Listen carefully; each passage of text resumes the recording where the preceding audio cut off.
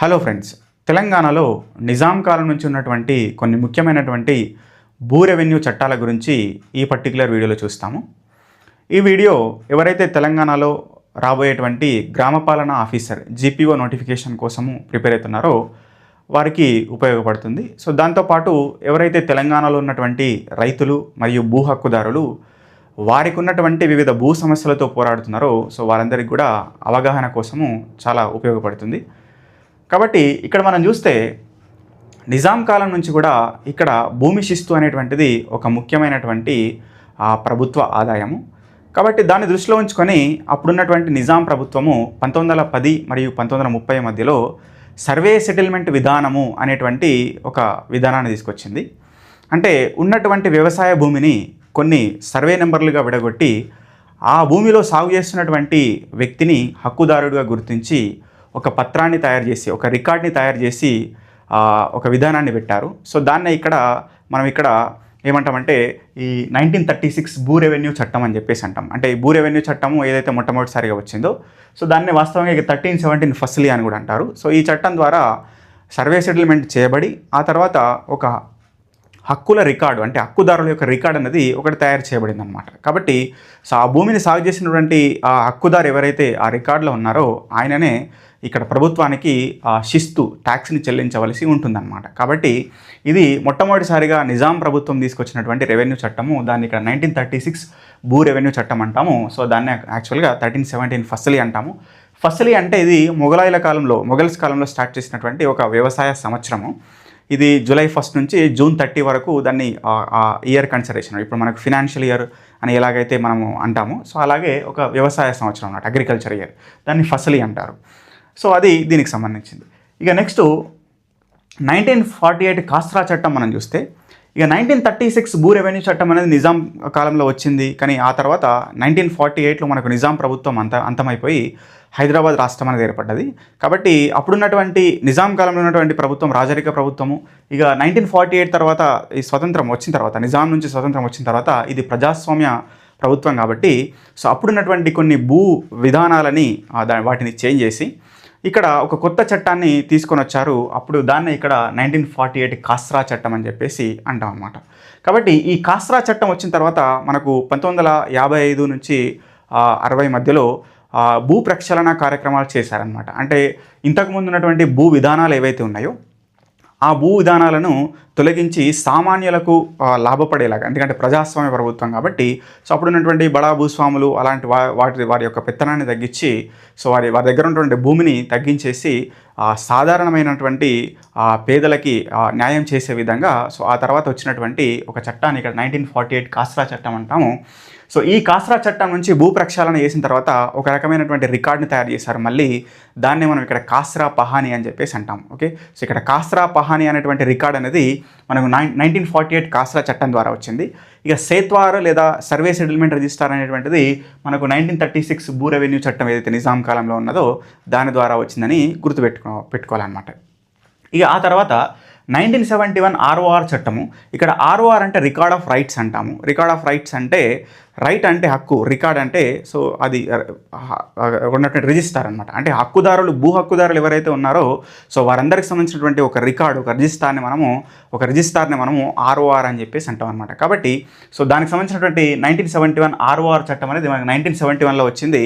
So అప్పటికి మనకు హైదరాబాద్ రాష్ట్రం వచ్చేసి మనకు 1956లో మనకు ఆంధ్రప్రదేశ్తో కలిసిపోవడం వలన, అంటే మన తెలంగాణ ప్రాంతము ఆంధ్రప్రదేశ్తో కలిసిపోవడం వలన అప్పటికి 1956లో ఆంధ్రప్రదేశ్ ఫామ్ అయింది. కాబట్టి ఈ 1971లో వచ్చినటువంటి చట్టము మనకు ఉమ్మడి ఆంధ్రప్రదేశ్లో వచ్చినటువంటి చట్టం అన్నమాట. కాబట్టి అప్పుడున్నటువంటి ఆంధ్ర ప్రదేశ్లో సో అప్పుడున్నటువంటి పాలకులు ఇక్కడ కొన్ని భూ సంస్కరణలు తీసుకొచ్చారు. ఆ భూ సంస్కరణలో భాగంగా మనకు ఇక్కడ గరిష్ట భూ పరిమితి చట్టం అంటాం, ల్యాండ్ సీలింగ్ యాక్ట్స్ కావచ్చు, ఇక పట్టాదార్ పాస్బుక్ చట్టాలు కావచ్చు, ఇలాంటి కొన్ని చట్టాలను తీసుకొచ్చి కొన్ని భూ సంస్కరణలను చేసి ఇక్కడ ఈ చట్టాన్ని తీసుకొచ్చారనమాట. కాబట్టి భూ ప్రక్షాళన అంటే ఏంటంటే ఇక్కడ రెవెన్యూ యంత్రాంగము చేస్తున్నటువంటి కొన్ని మిస్టేక్స్ కానీ, లేకపోతే ఎవరైతే హక్కుదారులు ఉన్నారో హక్కుదారులు వారికి సంబంధించినటువంటి కొన్ని మిస్టేక్స్ కానీ, అంటే సిస్టంలో జరుగుతున్నటువంటి మిస్టేక్స్ అన్నిటినీ ఇక్కడ ఉన్నటువంటి కొన్ని తప్పులు వాటిని అన్ని తొలగించి, అంటే వ్యవస్థలో రకరకాల పర్సన్స్ ఉంటారు పనిచేసే వాళ్ళు. ఒక్కరు మిస్టేక్ చేసినా కానీ సో అక్కడ అది తప్పులుగా వెళ్ళిపోతుంది అనమాట సంవత్సరాల తరబడి. కాబట్టి ఆ తప్పులను అన్నింటినీ సవరించడానికి ప్రభుత్వాలు భూ ప్రక్షాళన కార్యక్రమాలు పెడుతుంటాయి అన్నమాట. మొత్తం వెరిఫికేషన్ చేసి సో వాటిని చేయడం, దాటిని భూ ప్రక్షాళన కార్యక్రమాలు అంటాము. అట్లా 1971లో ఈ ROR చట్టాన్ని తీసుకొచ్చి 1989 నుంచి 2000 సంవత్సరాల వరకు కూడా మనకి ఇక్కడ భూ ప్రక్షాళన కార్యక్రమాలు చేస్తారనమాట. కాబట్టి ఈ 1989 నుంచి 2000 సంవత్సరాల మధ్యలో జరిగినటువంటి భూ ప్రక్షాళన కార్యక్రమాలు ఈ 1971 ROR చట్టాన్ని అనుసరించి జరిగినాయి. ఇక భూ ప్రక్షాళన జరిగింది, మొత్తం భూ ప్రక్షాళన అంతా కంప్లీట్ అయిందంటే ఒక ఫ్రెష్ రికార్డ్ అనేది మనకు తయారవుతుంది. సో ఆ రకంగా 1971 ROR చట్టాన్ని అనుసరించి మళ్ళొక రికార్డ్ వచ్చింది మనకు. దాన్నే మనం ఇక్కడ 1B రిజిస్టార్ అని చెప్పేసి అంటాం అనమాట. కాబట్టి 1971 ROR చట్టాన్ని అనుసరించి మనకు వచ్చినటువంటి హక్కుల రికార్డ్ అనేటువంటిది 1B రిజిస్టారు. ఇక 1948 కాస్రా చట్టాన్ని అనుసరించి వచ్చినటువంటిది కాస్రా పహాని. అదేవిధంగా 1936 భూ రెవెన్యూ చట్టాన్ని అనుసరించి వచ్చింది మనకు సేత్వార్ అని చెప్పేసి అంటాం అనమాట. కాబట్టి ఇది ఇంతవరకు 1971 ROR చట్టం. ఇక మనకు ఈ 1971 నుంచి ఇక ఆంధ్రప్రదేశ్ నుంచి మళ్ళీ తెలంగాణ ఫామ్ అయ్యి మొన్నటి వరకు అంటే 2020 వరకు కూడా మనకు ఉన్నటువంటి చట్టం ఏంటంటే 1971 ROR చట్టమే. ఇక 2020లో అప్పుడున్నటువంటి టీఆర్ఎస్ ప్రభుత్వము ఏం చేశారంటే అప్పుడు 2020లో అప్పుడు ధరణి చట్టం అని ఒకటి తీసుకొని వచ్చారు. సో ఆ ధరణి చట్టము ద్వారా ఏం చేశారంటే ఇక్కడ LRUP land records updation programme అనేది ఒకటి తీసుకొచ్చారు. అంటే అంతవరకు మాన్యువల్గా అంటే రిజిస్టర్లో పేపర్ మీద ఉన్నటువంటి రికార్డ్స్ అన్నింటినీ కూడా ఆన్లైన్ చేయడము, ఆన్లైన్లోకి ఎక్కించడం స్టార్ట్ చేశారు. దాన్నే ఇక land records updation programme LRUP అన్నారు. సో ఆ రకంగా అంతవరకు పేపర్ల మీద ఉన్నటువంటి రికార్డ్స్ అన్నీ కూడా మనకు ఆన్లైన్లోకి వచ్చినాయి. సో అది ధరణి చట్టం ద్వారా జరిగిందనమాట. కాబట్టి ఇది 2020 ధరణి చట్టానికి సంబంధించి అప్పటి నుంచి ఒక వెబ్సైట్ వచ్చింది. ఇక రిజిస్ట్రేషన్కి సంబంధించి కూడా కొన్ని విధానాలు మారినాయి అనమాట. ఇక 1971 ROR చట్టంలో మనం చూస్తే 1971 ROR చట్టంలో అప్పుడు రిజిస్ట్రేషన్ వేరే ఉండేది, మ్యూటేషన్ వేరే ఉండేది. రిజిస్ట్రేషన్ ఏమో సబ్ రిజిస్ట్రార్ దగ్గర జరిగేది, మ్యూటేషన్ ఏమో తహసీల్దార్ దగ్గర జరిగేది.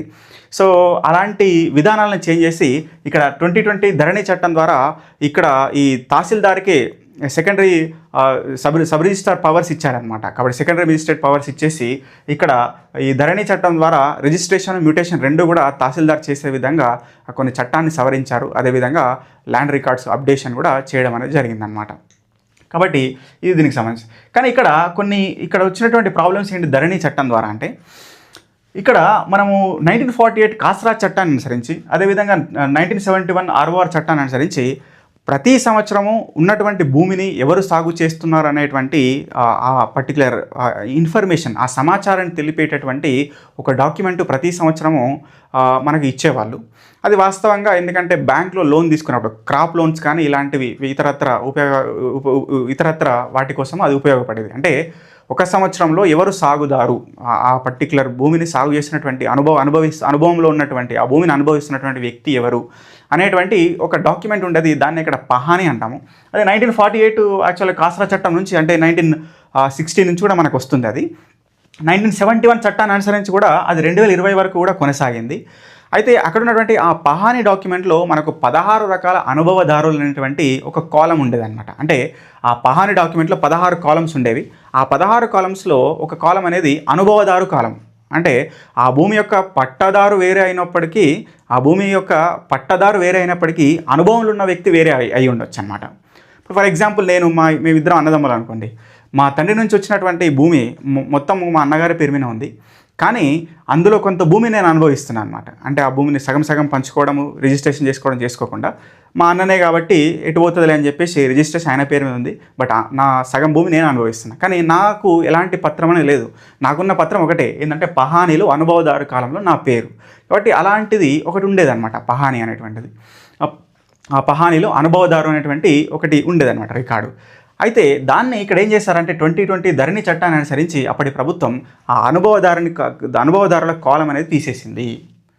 ఓకే, అనుభవదారు కాలం తీసేసి ఓన్లీ పట్టదారు ఎవరు, ఆ పట్టదారుకు ఉన్నటువంటి విస్తీర్ణం ఎంత అనేటువంటి 2 కాలమ్స్ మాత్రమే ఉంచే విధంగా పహానీని సవరించిందనమాట. దాన్ని 1B ROR పహాని అని అన్నారు అప్పటి నుంచి. ఓకే. కాబట్టి ఇది ఒక ముఖ్యమైనటువంటి సమస్య. దానివల్ల రకరకాల చిక్కులు వచ్చినాయి. ఎందుకంటే అన్న మీద ట్రస్ట్‌తోనే నేను రిజిస్ట్రేషన్ చేసుకోలేదు. ఇక అప్పటి నుంచి నా అనుభవదారుల్లో ఆ కాలంలో నా పేరు వెళ్ళిపోయింది కాబట్టి మొత్తం మా అన్న మీదకే ట్రాన్స్ఫర్ అయిపోయింది. కాబట్టి నా చేతిలో ఎలాంటి రికార్డ్స్ అనేవి లేకుండా అయిపోయినాయి అనమాట. హక్కుపత్రం లేకుండా అయిపోయింది. సో ఈ రకంగా డిస్ప్యూట్స్ అనేవి క్రియేట్ అయినాయి, ఒక పెద్ద సమస్యగా మారింది. కాబట్టి ఇలాంటి సమస్యలన్నీ తొలగించడానికి తర్వాత వచ్చినటువంటి కాంగ్రెస్ గవర్నమెంటు ఈ 2025 సంవత్సరంలో భూభారతి చట్టము అనేటువంటి ఒక చట్టాన్ని తీసుకొచ్చి అంతవరకు ధరణి ద్వారా వచ్చినటువంటి వివిధ సమస్యలన్నిటినీ పరిష్కరించడానికి, అదేవిధంగా పహానీలో ఉన్నటువంటి అనుభవదారుల కాలంని రిప్లేస్ చేసి, అదేవిధంగా ధరణి అనేటువంటి ఒక ఏదైతే వెబ్సైట్ ఉన్నదో ఆ వెబ్సైట్లో ఉన్నటువంటి వివిధ సమస్యలన్నింటినీ పరిష్కరించి ఒక కొత్త విధానాన్ని తీసుకొచ్చి మళ్ళీ భూ ప్రక్షాళన చేస్తామనేటువంటి ఒక విధానాన్ని తీసుకొచ్చి ఒక చట్టాన్ని తీసుకొని వచ్చారు. సో అదే ఇప్పుడు ప్రజెంట్గా నడుస్తూ ఉన్నది. కాబట్టి ఇది 2025లో వచ్చినటువంటి 2026 జనవరిలో వచ్చినటువంటి ఈ భూభారతి చట్టము 2025లో వచ్చినటువంటి ఈ భూభారతి చట్టము సో ఇప్పుడు కొనసాగుతున్నది. దీని ద్వారా ప్రజల సమస్యలు పరిష్కరించడానికి సో అప్లికేషన్స్ తీసుకున్నారు. దాని మీద ప్రాసెస్ అనేది నడుస్తుంది అన్నమాట. కాబట్టి ఈ రకంగా ఇవన్నీ కూడా మనకు ఈ తెలంగాణ ప్రాంతంలో ఉన్నటువంటి వివిధ భూ రెవెన్యూ చట్టాలు. సో వీటి మీద మనకు ప్రశ్నలు అడగడానికి అవకాశం ఉంటుంది. ఇక దీని కంటిన్యూడ్ ఇన్ఫర్మేషన్ అనేది నేను మిగతా నెక్స్ట్ వీడియోస్లో పోస్ట్ చేస్తాను.